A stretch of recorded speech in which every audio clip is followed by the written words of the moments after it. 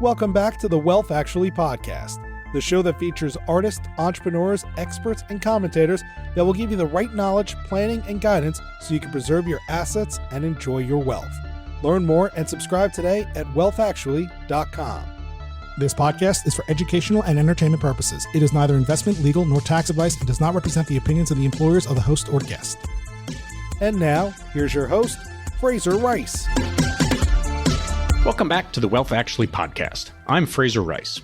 The family office, a term that is surrounded by mystique. It conjures up notions of massive wealth, mahogany-infused offices, private jets, and money that has reached escape velocity. When one probes deeper, it connotes secrecy, exotic opportunities and risks, and finally, rigid control. To get some color on this intriguing corner of wealth management, we're going to speak with Ed Marshall, head of the Global Family Office at Dentons, the worldwide law firm. What is the reality behind the term family office? At what level do families bring it all in-house? What functions do they actually perform? And how much do they cost? For families that are intrigued, what questions should they ask before going down that process, and what should they focus on? This conversation will help to shed some light on these issues. Welcome aboard, Eddie. Hey, Frazer, thank you for having me on. Well, it's great to have you on. You come from such a wide variety of backgrounds and uniquely set up to help people think about setting up structures for themselves and tackling different problems that they have. But let's start with something that I think is a loaded question, both for us in the industry, but for a lot of different clients. What happens exactly when someone comes to you and they say, I want to set up a family office? It means so many different things to so many different people. And from a vendor perspective, it can be difficult to educate those folks. How do you field that first question? Or maybe what's the checklist that you go through in your own mind to determine whether or not it's a good fit or not? I can relate to your frustration with the term because sometimes I think people think that family office is just a magical term and you said you're going to set something up and it's going to take care of everything and it's just that easy. And I think at the end of the day, if you look at family office as a concept, in addition to like an operational structure, you could think of the concept of answering one single purpose, and that's to improve the quality of the life of the family. And everything rolls from that, whether you're looking at issues around their finances, their operations, their structuring on the legal side, how they look at risk management or philanthropy or educating different family members, or maybe they don't even have additional family members. I think if you take it and put the family in the middle, then I think regardless of how you structure a family office, you end up with a better result. So when you sort of sit back and absorb a lot of different information that's coming from your family client, what are you looking for first? From a checklist perspective, are you looking at the amount of wealth to start with, the sophistication, the lack of, or existence of lots of structure in place already? How do you get started with that? Part of it is a discovery conversation to answer a couple of questions, and one of them being, what are you doing today as far as your day-to-day operations as a family, with the different opcos and operating companies or investments and things that you might have that build into it. And what do you want to do? And then after you can have that general aspect of filling out what people want to do is how do you actually want to accomplish it? The answer to that, what do you want to do, of course, is seismic, because many times, and I've seen it, that people have a very foggy notion of what they want to do. But then when you start laying in timelines and progress points and things like that, that discovery process becomes even more of a job than maybe that they thought of. And suddenly they're saying, well, is this a good exercise or not? How do you see it from a law firm perspective where you're both dealing with the legal aspects, but you, given your experience within banks and financial services firms, et cetera, you come at it from a multidiscipline approach. How do you deal with the quarterbacking issues? How do you get the right advice to the client? Part of the issue is that you have two sides of a spectrum. People will go back to over-planning a situation or severely under-planning how they want their family office to look like. And over-planning speaks to the checklist that you talked about. We're going to do this, this, this, and this. It's going to be in this time order. It's going to look like this beautiful Gantt chart, and this is how we're going to accomplish your mission. Well, the reality is that most family offices come together a little bit like Frankenstein, and piece by piece, element by element. It doesn't always look like an elegant structure. To say that you know what you're going to need or want, or your goals in your family are 2, 5, 10 years, 100 years from now, is really challenging. There's so many things that can come up and change what those things look like. And I think if you fit somewhere in the middle and you tell and work with the client to understand that it's okay to not know every single item that you want to do today, that it's a process that you should go through to make sure that you feel that, again, you're focusing on them and their quality of life, the things that they want to accomplish, how they want to accomplish it, and where to go from there. And I know that sounds relatively simple, but it's simple in nature of the concept. But I think too many people see the world through their own glasses, right? If you've got a hammer, the whole world looks like nails. And if you view it from a legal perspective, then you're looking for legal structures. From the accounting side, you're looking from the accounting piece. Or the banking side, you're looking at it from there. The reality is, if you don't think multidisciplinary in your approach, you're going to miss the things that are important to that family, and help them through that, and help them through what they'd like to do and what they'd like to accomplish it, and help them realize that there's an opportunity to build this in the way that it becomes something that works for you, not something that feels like you are working for it. What do you see in your practice and in your experience with families that want a quote unquote family office, but in reality, they don't need everything under one roof that is hired and kept internally? And maybe a better way to phrase this is, how do you tell them or advise them to know what to keep in-house and what to delegate out? There's a lot of dimensions around the decision-making process if you're going to outsource or insource a particular capability.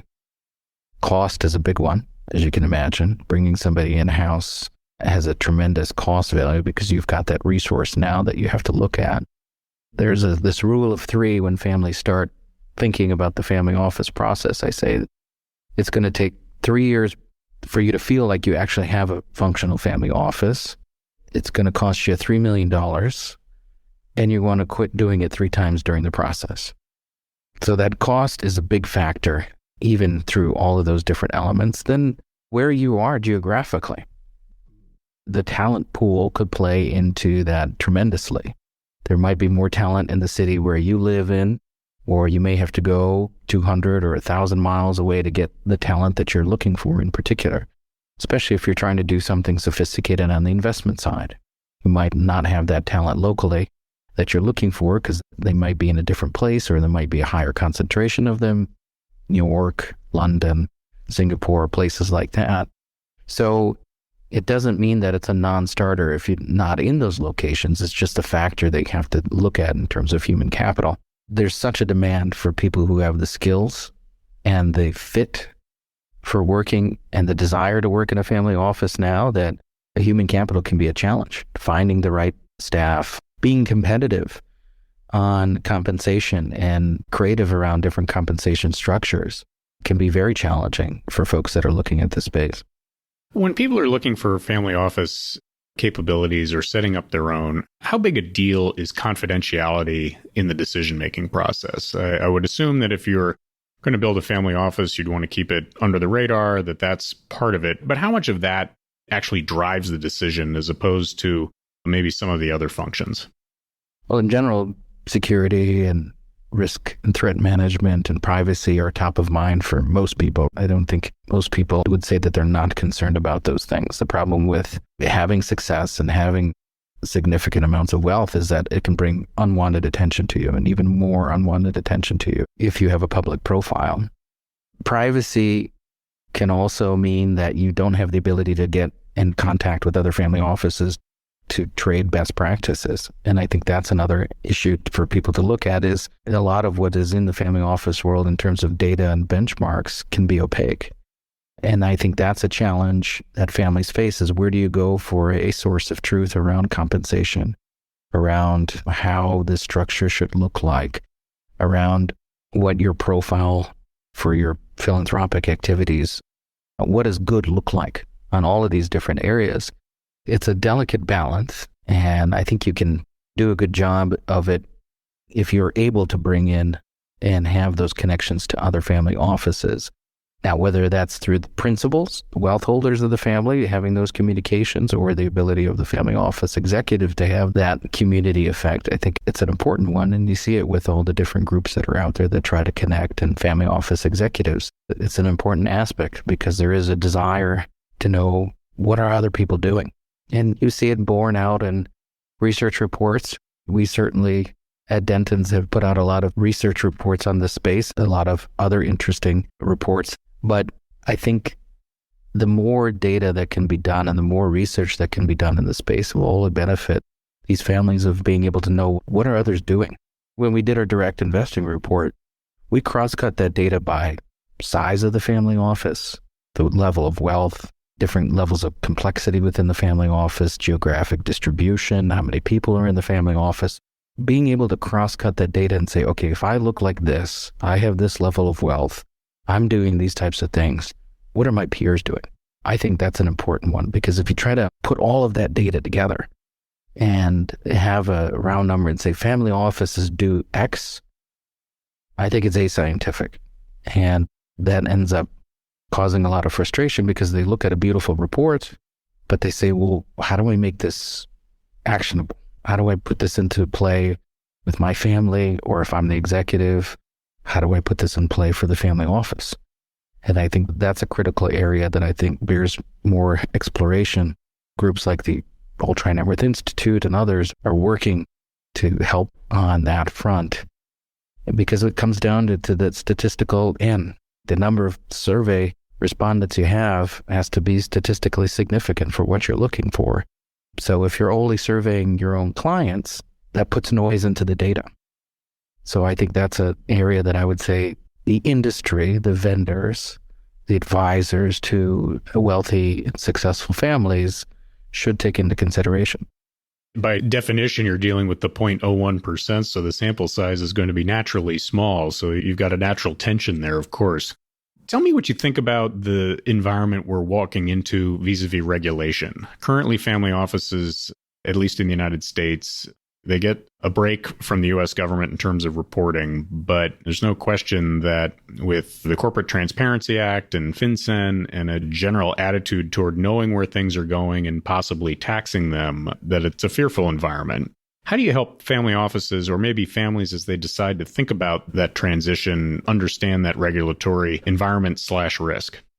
Well, I think it goes back to whether a family office starting out or they've got an ongoing enterprise and you're working with them to do a bit of a gap analysis, is to look at that risk management piece of the regulatory environment that they face. And their activities have a direct result on what regulations that could be important to them.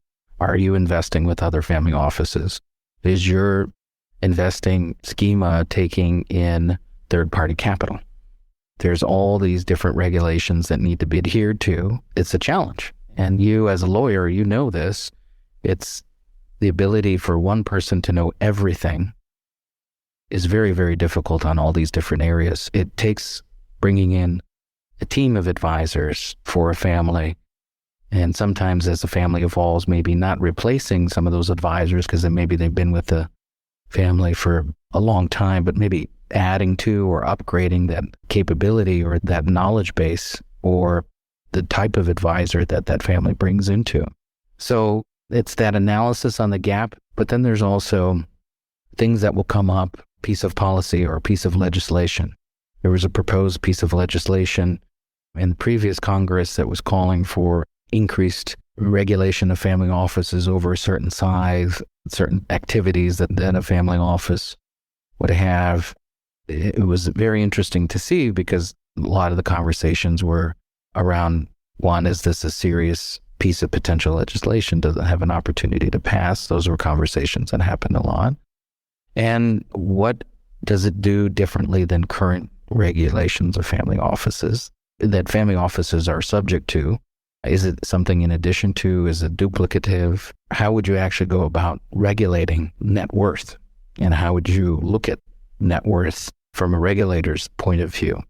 So I think that When those instances come up, the ability for the family to have good counsel on those issues is critical. The ability for them to work with each other on that, I think, is critical. There was some groups that were trying to formulate advocacy on these issues, and certainly around the time of when the family office rule came into existence, and this next time around, more recently. But I think at the end of the day, it's that annual checkup that can be a very healthy one, or some sort of periodicity checkup on these types of issues, just to help you build a more sustainable structure and feel like you're not just putting out fires. You've got a plan. This leads in nicely into something that I'm always thinking about, certainly on the trust side of things, or when structures are put in place and it all looks nice and the flow chart is shiny and clear in, year 0. But then it moves into year 3, year 5, and it can become clunky, or it can become really clunky when it hits the next generation and beyond.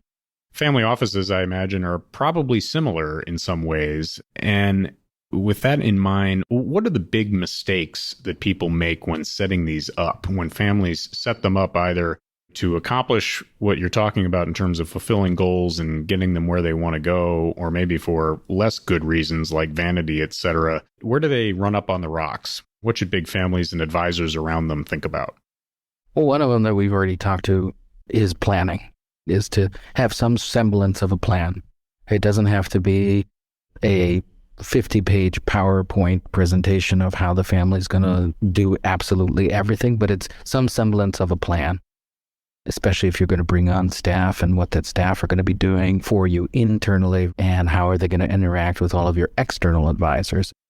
Your requirements are that you can't necessarily insource that staff for you. That plan is important. I think keeping it simple and not trying to overcomplicate things is an important piece as well, and a good part of success. When there's new liquidity or a change in circumstances where there's this desire to create a new family office or build a family office or work with different advisors to have something that looks like the prototypical family office, sometimes the best advice is to hit the brakes and make decisions slowly so that you can have something sustainable for the future, because you rush to hire staff or you rush to go into a certain direction and you could be hiring the wrong folks. And at the end of the day, that tends to be an issue as well. So it's really around having that plan. Stress testing that plan is also an important piece. What do you do when something goes wrong? What do you do if there's an issue in the family on a health side, a death in the family, a security issue, a cybersecurity breach? How are you stress testing your family office on just the operational piece? I think it's certainly very interesting to talk about the finance, the investments, the accounting, and all these other pieces. But if you don't get the operations right, you're again not putting the family in the center of the existence of this entity that you call a family office. What do you think about family members actually participating in the operations of a family office? Or, I guess technically speaking, having them employed by the family office to do certain functions? I can imagine that for those who have the talent and the acumen and the interest in doing it, that's a great way to get them indoctrinated into the wealth and get them to understand the larger vision of the family. I can see it on the other side of things, where if it's just a vessel to keep people busy, that can get ugly very quickly. I think it's a mixed bag. When you talk to a family and they try to decide what they're going to do with this family office entity that's separate from the business, or however it may be structured, that is a conversation that has to come up. And the same thing would be for an operating company that the family is part of, if they are. Is it important to have family members as part of the family business? That's up to each family to decide, because these entities, these family offices, are a reflection of what the principals want to do. And it's their money, so they can do with it as they choose. And I think that's something that I think of a lot of advisors don't take that to heart as much, because they'll come with a prescribed checklist. This is how you're going to do it. This is a suggested thing to do. Here's what's there. And again, it's not putting the family at the center of what they're trying to accomplish and how to make their life better. The importance of all of this is your desire to know how each family member wants to participate in a family office is a critical piece, because one of the families that I worked with said that it took us 3 or 4 generations to realize we didn't give birth to private equity professionals. So there's a level of talent and interest that's important. And you can see all sorts of potential downfalls if you're saying that this particular family member we're going to encourage, is a nice way of saying it, to be part of the family office or family business, can have downside effects for that person's growth and their maturity and what they want to go do. On the other side, if they have a great interest in what's going on for the family, and maybe they're interested in the philanthropic side of the family and they really want to cut their teeth into it, that could be an interesting piece and part of the puzzle for them to be involved with. But it has to, again, take into consideration talent and mission. From a rule of thumb perspective, and obviously these costs are all variable, but what is the right level of wealth? What is a good range of level of wealth where people should consider bringing a lot of functions in-house and at the same time not burden themselves too much? Sometimes that question can be framed as, what is the general percentage drag on wealth that a family office represents, or doesn't make sense unless you're worth $1 billion or $1.5 billion before the costs kind of justify it. How do you think about that cost component? Well, I try not to think of it as an overall balance sheet exercise. I try to think of it as a cost exercise. This is what it's going to cost to have this particular function in-house. This is what it's going to cost to have this particular function outsourced. And if you build it both from a strategic standpoint, top down and bottom up, you end up with a better appreciation for what the family actually wants to accomplish, where the chess pieces end up on the board. Instead of just looking at a straight AUM factor, you're looking at cost. And that rule of thumb is starting around $1 million of cost. You're adding in the different levels of insurance that you have to pay for, the different levels of employment issues that you have to take into consideration around employment law and benefits and compensation and all these different pieces. So I like to think of it from a cost perspective and giving it the opportunity to run more like a business, even though many of them are not a business in the traditional sense where they've got some sort of revenue minus the investment piece. But if you look at it from that angle, I think you end up with a better result as part of it. Well, this is really insightful. Tell us a little bit about Dentons. Tell us a little bit about the family office practice and where we can hear more about the studies and the research that you're doing and the different materials that you put out, like your podcast. First of all, Frazer, it's fun to be on the other side of this thing, but I think I like the questioning side better. I really do appreciate being able to come on for this today. Dentons is a large law firm. It's the biggest law firm in the world in terms of headcount and offices. We're about 13,000 lawyers around the world, 200 plus different offices, and we focus on a lot of different areas of the law, as you can imagine, with that many different lawyers. But our practice is a cross-divisional one around family offices and high-net-worth individuals and family businesses, where we bring in about 350 of our colleagues that have identified that they work with family offices. And it might be a securities lawyer in one jurisdiction. It might be a real estate lawyer in another jurisdiction.